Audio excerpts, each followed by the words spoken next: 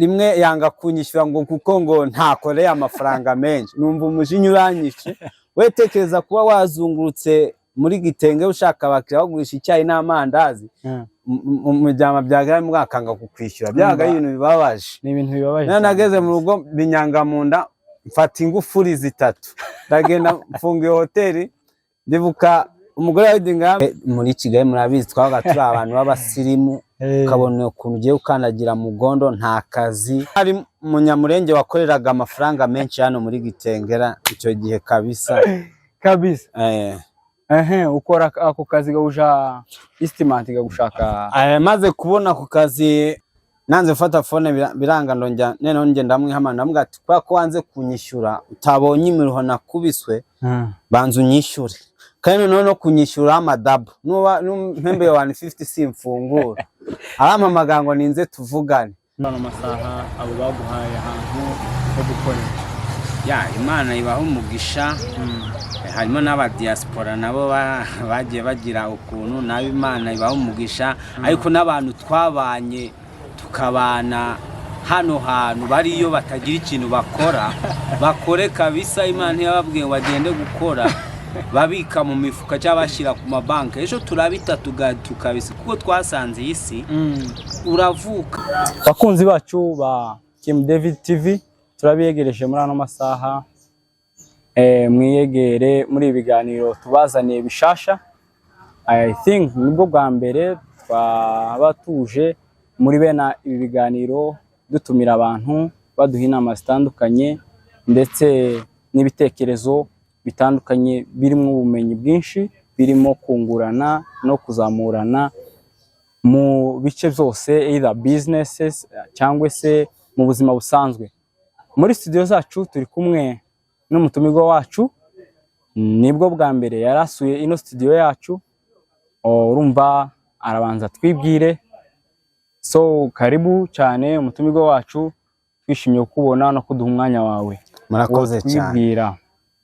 Nena ahantu turaharasuye uyu munsi.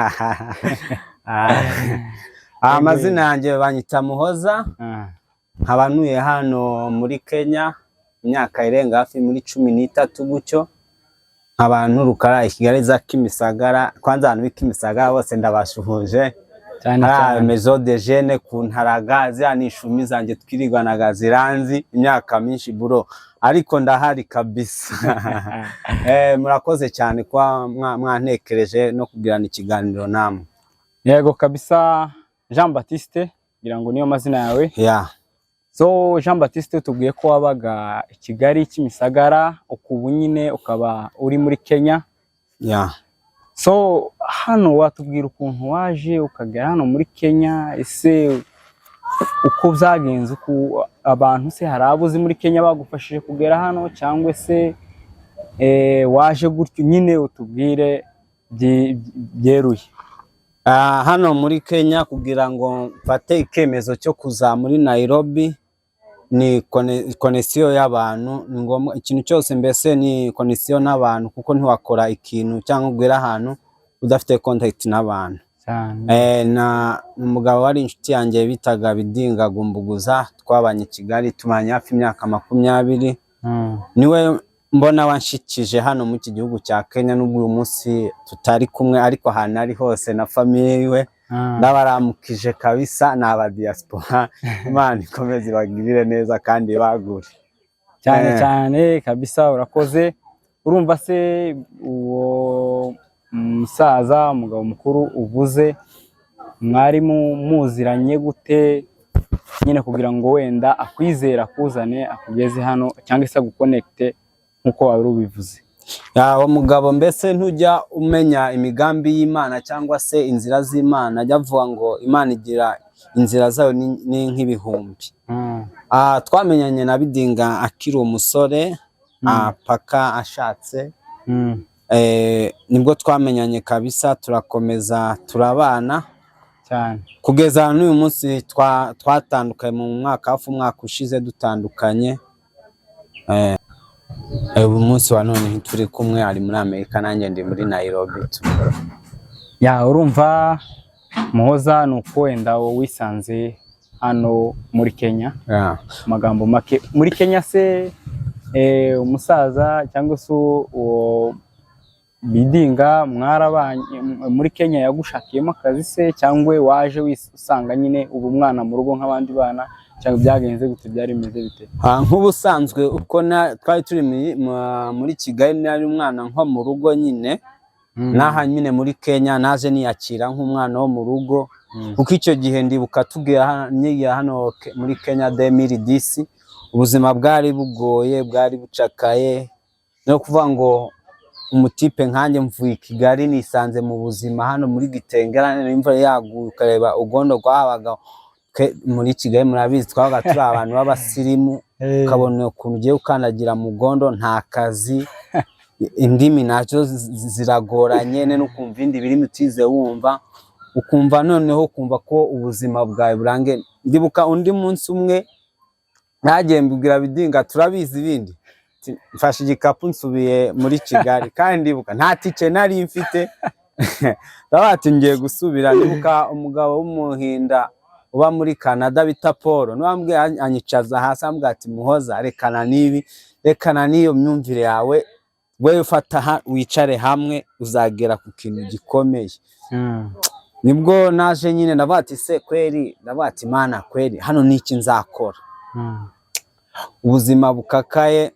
Ndibuka ikintu nahereyo cyambere nacuruje nakoreye umunyakenya icyo gihe nakoreraga 150 handi mudamu witwaga Nyamugisha umugore aruremesha akoreraga 100 twakoraga turi babiri nje kwa ko nari ndi chap mu kazi n'umuntu uzi nyine kwivugira gusabana mvugana n'igiswere gipfuye neneho rimwe yanga kunyishyura ngo kuko ngo ntakoreye amafaranga menshi numva umujinya uranyishe wetekeza kuba wazungurutse muri Gitenge ushaka abakiriya bagurisha icyayi n'amandazi umujyama byagara mwakanga kukwishyura byaga ibintu bibabaje ni ibintu bibabaje nageze mu rugo binyanga munda mfata ingufuri 3 ndagenda mfunga hoteli.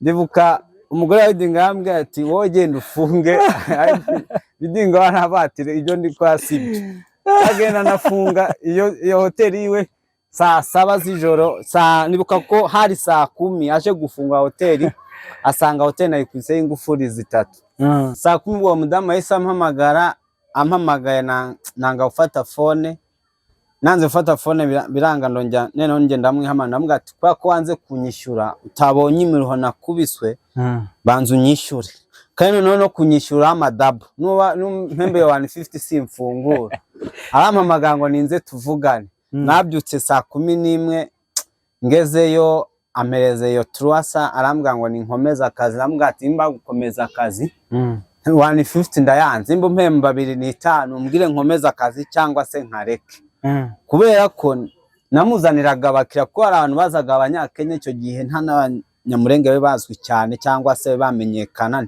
n'akene babazi impunzi cyari cyo bambonaga bakona bakwumva ko umuntu wese afite apeti cyangwa se kumvugisha yumve ukuntu musubiza. Noneho ndakomeza ariko nza kufata kweri aka kazi ko guhangana n'abantu n'abanyakenya baguhemba nabi navuga ati reka nkwereke. Bagenda nibuka ko hari akazi bitaga ubuye akazi ka Mujengo hari Smart icyo gihe Smart kari gatoya cyane njya kwaka umuhinde amakazi ko gukora akazi k'ubuyede icyo gihe twakoreraga truasa iyo truasa y'amafaranga menshi cyane. Truasa ubwo urumva ni uyashize nko mu Manyarwanda ajyana ngahera mu Manyarwanda ni nk'ibihumbi 3 ariko icyo gihe urumva ni nkaho yari menshi truasa icyo gihe ndibuka ko nk'igikombe cy'icyayi twakiguraga 5 irindaza 5 litiro y'amata yaguraga amashiringi 30. Urumva ko ubuzima bwari buri hasi cyane unakorera n'amafaranga 3,000 urumva ninjye hari munyamurenge wakoreraga amafaranga menshi hano muri Gitengera icyo gihe kabisa ukora ako kazi gauja estimate gagushaka maze kubona ku kazi kwa Mujengo nakoze igihe gito nza kugira amahirwe ninjira muri PZ. Sasa muri PZ niho nabarangije PZ naraje icyo gihe kuvuga ngo uri umunyamurenge cyangwa se umunyamahanga kwinjira muri PZ byabaga bigoye cyane ndetse ubwo urumva nyine wahabonye gute we aho IPZ ni gute zagenze nyine kugira ngo habone, kubera ko uvuze ngo byari bigoye umuntu wenda utari umunyagihugu kugira ngo bamuhe akazi muri IPZ, urumva wewe urumva ni nkaho wari umaze kugera ku rundi rwego ku buryo, cyangwa se ni amahirwe wabonye? Yandibuka ko hari umudamu twari duturanye muri Prote wakoraga muri IPZ. Niyo mpamvu mu bihe mbese mu gihe cyose ugomba kugira inshuti, kubera ko hari inshuti nziza hari n'inshuti z'amagambo. Inshuti nziza ni kuvana hasi ikakugeza mu rundi rwego. Ufite inshuti nziza nayo ikabonamo ko uri umwizerwa, biragoye kuko kukwimakaza cyangwa se kugushakira akazi. Yaje kunshakira akazi muri IPZ. Ndibuka ko maze kugerayo nageze muri IPZ 2012, natangiye kujya nkorera 1000 ku munsi, none ndavuga ati none dara amafaranga. Uvuye muri 300 ugeze ku 1000. None se ukiri aho ngaho, uwo mudamu yari umunyamurenge se yari umunyagihugu? Byari bimeze bite no bwoko? Yari umunyakenya w'umujyaro, ariko byarambabaje cyane, yaje gupfa, birambabaza cyane. Pole kabisa. Umva umuntu wagusaidiye akagufasha mukagera ahantu nkaho, ukagera aho uva kuri 300 ukagera kuri 1000 ukorera, urumva yarakuzamuye kabisa. Aho ugezeyo urakora akazi bigenda bite IPZ? Maze kugera muri IPZ kuvuga ngo ukoreye 1000 muri icyo gihe y'amafaranga menshi.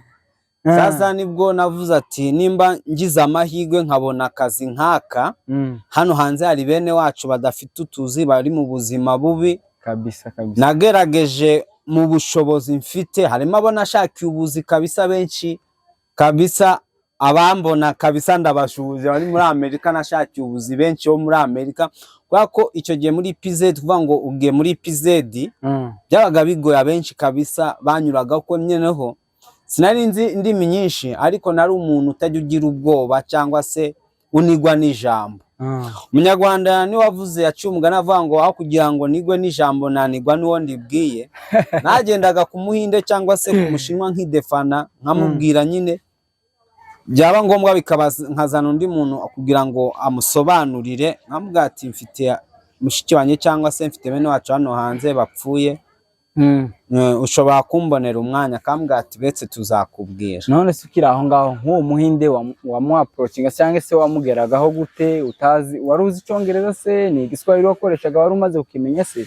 Wabikoraga mu buhe buryo? Navangagamo Akongereza n'igiswahili gike. Urumva wari ubizi nyine, wari ukamiritse kabisa. Kwidefanda ntiwabibura burya. Ntiwajya muri hoteli ngo unanirwe kwaka ibyo kurya kandi ubireba. Bese ikintu cyo kwidefanda hano bese ntiwakibura kabisa, kwidefanda cyane rwose. Jean Baptiste, utubwiye ko ukigera muri IPZ wafashije abantu benshi ubazanamo. Niki cyaguteye kugira ngo wenda utekereze n'abandi banyu nyine ugira ubwo bumuntu? Ni ibintu wisanzemo, ni ubuzima se bwari bukomeye wavuze ati reka mfashe n'abandi bazamuke, cyangwa se nuko hari ikindi wabibonyemo mu gufasha? Kubera ko watubwiye ko nawe aho wageze cyangwa se hano wageze muri Kenya uvuye mu Rwanda wahagejwe n'umuntu ugufashije, ni mu buhe buryo nyine watekereje wumva ko ukene uwozanamwo n'abandi bantu? Urumva watubwiye ko byari bigoye, so ni gute wabikoze kugira ngo uzane nyine abo bantu? Mu buhe buryo? Umutima usanzwe nyine bisanzwe, cyangwa se n'ubu kubera ko bagufashe nyine nawe wumva ukeneye gufasha? Mbese murakoze cyane. Ikintu cyose hari igihe umuntu agira umutima wa kimuntu, ubundi gufasha hari igihe biva kuri famiye cyangwa se bikava, byose mbona ni nk'Imana. Ubundi umuntu wakijijwe wamenye Imana, ikintu cya mbere kimuranga ni ukugira neza, ni umutima wo gufasha. Kubera ko nkanjye nko mu buzima bwandanze, navutse ntareba, ababyeyi banjye bapfuye nkiri umwana, nkiri umupeti muto, nisanga mu buzima bubi, kujya byari bigoye. Twabanaga n'umukecuru yitwaga Mukadata, ngo mbese isoko yamuzanye undi umugore wa mbere yarapfuye, aturera nabi, kuduha ibyo kurya byaga bigoye, bikagera ahantu biba ngombwa ngo njye nca muri burafu nibi bijyo nzanire basista banje baje. urumva bwa ubuzima bukakaye, neneho ubuzima bugoye. None navuga ati kuba burya yo wariwe n'inzara ujya umenya ko abandi bashonje cyane rwose kabisa. Buretse ko umuntu ubikora suva ngo abikora atabizi, ikintu cyose ugikora ubizi ko ari kiza cyangwa se ari kibi cyane. Nimba Imana iguhaye amahirwe ukagera kuri iki kwinevo uvuye hasi ugeze ku yindi, ntago ari imbaraga zawe cyangwa se ubwenge cyangwa intararibonye. Hari ukuntu Imana ikuzamuye kugira ngo nawe aho wari uri ugira undi uzamura, kuko nibwo ubwami bw'Imana buzaguka.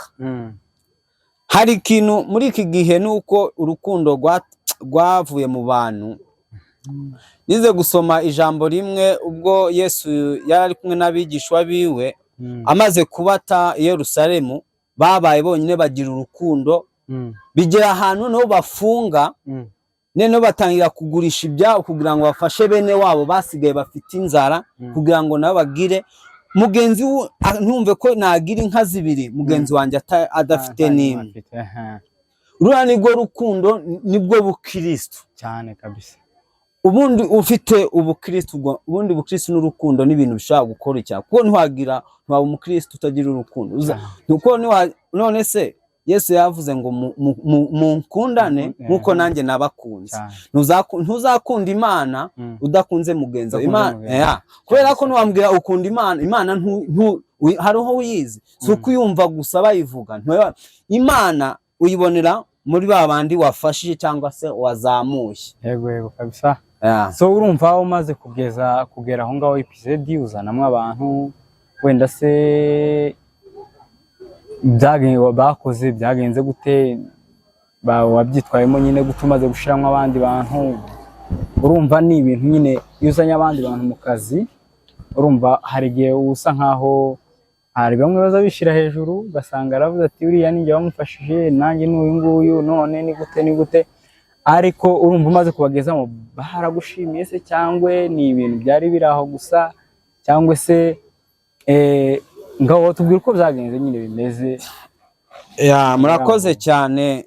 Njyewe maze kuvuga ngo maze gukora icyo kintu, iyo kampuni nayivuyemo njya mu yindi kampuni y'imyenda. Ngeze muri iyo kampuni y'imyenda, none niho Imana yakoze ibitangaza, none isanga nabaye umuyobozi. Tewe tekereza kuvuga ngo ubaye umuyobozi, uyoboye abantu, nta Cyongereza n'icyo nacyo cyari gipfuye.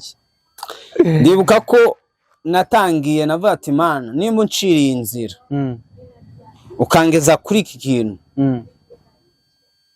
umbabare sinkirare cyangwa se nkandagire ku bantu, cyangwa nzabone ko abangaba ntacyo bamaze.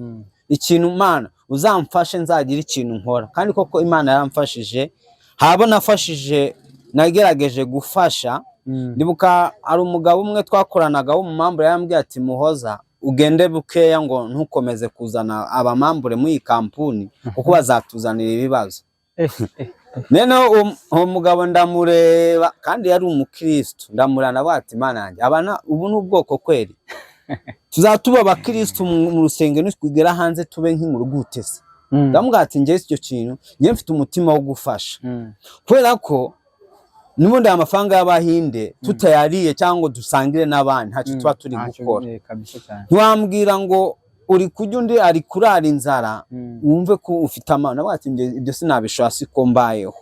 Ndamubwira ati njye nimba Imana impaye aka kazi nkayobora, ndagira gutya njye uko nshoboye nzafasha abantu, ni mu nyanga muzanyanga, n'undi ntacyo mwaye kuzamfasha. So urumva Muhoza Jean Baptiste avuye kuri Truasa ageze ku gihumbi, avuye ku gihumbi aba ageze ku rwego rwo kuyobora abantu. Urumva urwo rwego se bakugiriye gute icyizere kugira ngo hagere? Byari muri ntiwatubwiye niba yari company yindi cyangwa se hari ahandi wahise promoting, ni gute byagenze? Ni yindi company se cyangwa ni hari episode gusa? Ni indi company nari ngezemo bangirira icyizere, ubundi ikintu cya mbere ni byose ni imigambi y'Imana. Imana yagukorera ibitangaza, ni bango maze guhabwa ako kazi nyine barebye ukuntu speed yanjye, babona ukuntu ndi capu, ukuntu nzi kwihagararaho cyane rwose. Bavuga ko ndibuka ko hari n'abanyakenya benshi bajyaga bajya kwirukana ubwanye njyewe nkava mu kazi kanya bati navugana abanyakenya batari bake bashaka kwirukanwa mu tuzi, bikaba ngombwa ngo ngende mbavugire. Ariko biza kugera muri 2019 Satani asa nk'uwinjira muri iyo kampuni, asa nk'uzana akavuyo. Icyo gihe ndibuka burya reka mbabwire ikintu, nimba Imana iguhaye ikintu, Imana iguhaye kugira ngo ubundi Imana iguha umwanya wawe, nukoresha nabi nuko. Nanjye ni nkaho naje Satani yanyijemo ninjira mu bintu bya betting. Urumva gukina urusimbi mu gukina urusimbi. Nafataga 10,000 nkabishyira kuri betting, nino bingira nk'umusazi. Neneho Satani ashaka kunyibagiza ko ejo akazi gashaka gushira nkakavamo, nkisanga muri ubuzima. Niyo mpamvu babwira akazi ko kwandikwa ntago ari akazi keza, nshuti z'Imana. Nimba uri wandikwa ugerageze ushaka amafaranga wikorere. Urumva byose biva mu gusevinga. Mu gusevinga. Kubera ko akazi ko kwandikwa ikintu cya mbere karagufunga mu bwonko, ntugira gutekereza. Uhora uvuga ngo ejo nzahembwa. Ariko ntumenye ko ejo bashaka kugakuramo bakakwirukana, ugasanga wagiye wisanze mu bundi buzima. Kabisa cyane. Byarabaye koko baratwirukana, bamwe bagwaye pressure. Kuvuga ngo bagukuye amata mu kanwa, cyangwa se ikintu wahahiragaho kera wadamaraye wakugiye mu gihugu wagikunze, kera wabagizemo freedom, umva bagusubije hasi, watekereza niyo wavuye urumva ugira panic nyine. Pressure ntiyobora tu ntabwo yabura pe. Baratwirukanye nyine, nisanga nyine mu bundi buzima, birambabaza cyane. Ndibuka nko mu myaka 20, imyaka hafi 8 nari mbaye muri PZ, amafaranga nakuyemo ni 29,000. Muri umva icyo kintu, urumva ko ari amafaranga make kabisa. Urumvaga kera akazi kari kanashize, urumva ayo nyine wakoreraga muri episode winjizaga yose wahise bettinga se byagenze gute? Ikintu cyo kubettinga nahise nsa nk'ukigabanyaho gatoya, kuko nari mvuye mu bundi buzima ninjiye mu bundi. Nagize gucya ndavuga ati se nahembwaga hafi 30,000, buno nta kazi mfite. Narazamutse mvugana n'umuntu ndamaze nakoraga aka kazi, none byarangiye, none sawa. Urumva umaze kugura akagare byagenze gute? Karaho gusuka amatoni. Maze kugura ako kagare ka 4,000, nacuje kabisha nangira kunguka hafi 2,000 ku munsi. 2,000 byari amafaranga menshi. Bigeraho tuza gura n'abandi batipe nka 2 cyangwa se tuza gushyira hamwe dufungura supermarket twita ya mafaranga makeya. Biza kugera hamwe sasa biba ngombwa ko nayo isa nk'izanye utuntu twinshi. Ndayihorera sasa, biba ngombwa ngo twigire kwiyubakira iyo mu ndego. Ariko umunsi wa none hari indi business nafunguye y'ikibanda, kubera ko mu buzima busanzwe cyangwa se ufite ibitekerezo ubundi ugomba kureba ikintu abantu benshi badahuriyeho. Naraje ndicara navuga ati se nimba bino byanze niki nakora gishaka kunyinjiriza amafaranga. Sinajya muri Proteda ko abantu benshi bazigiyemo, sinajya muri Kinyozi nayitwara amasaha menshi. Imana imbabarire nibanyumve nabaho ngaho. Bavuga ati ibintu byo kujya nibyo bintu ushaka kwinjiza amafaranga ya vuba, kubera ko ntiwajya kugura inkweto cyangwa se ipantaro waburaye. Cyo ni ikintu kidahana. Batereka mfungura ikibanda, ndagenda ngura amabati, ndayakubita, ndagira kino kibanda ahantu kigeze hano nacyo kimaze kuntwara hafi 30 nakucyubaka. Ndibuka ko natangiye ku mineke ya 200, inyanya za 200, ariko no bigeze uyu munsi wa none hano nshaka kuvuga ngo njyanye 4,000 cyangwa 5 se kurangura.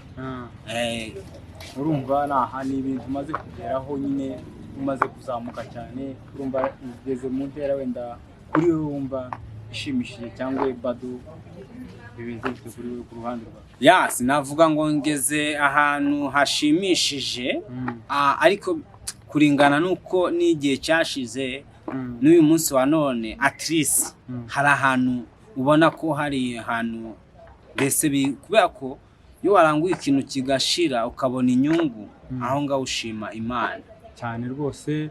Urumva ikibanda wenda ni icyawe waracubatse cyangwa se n'umuntu ugutiza aho ukorera nyine? Ahantu nubakiye nkorera ni ku kibanza cy'ikanisa, Imana izabaho umugisha. Ni ikibanza cy'urusengero. Navuze ati se nimba dusinze urusengero hano ni iki nahakorera? Ndumva ndabati ni iki nahakora kikabyaza umusaruro hano hantu. Abati hano hari abantu benshi bahagenda, hari ibibanda bike, mbona ko ikibanda ari cyo kihakwiriye kabisa. Urumva hari umuntu ufite ibitekerezo ureba kure cyane kabisa.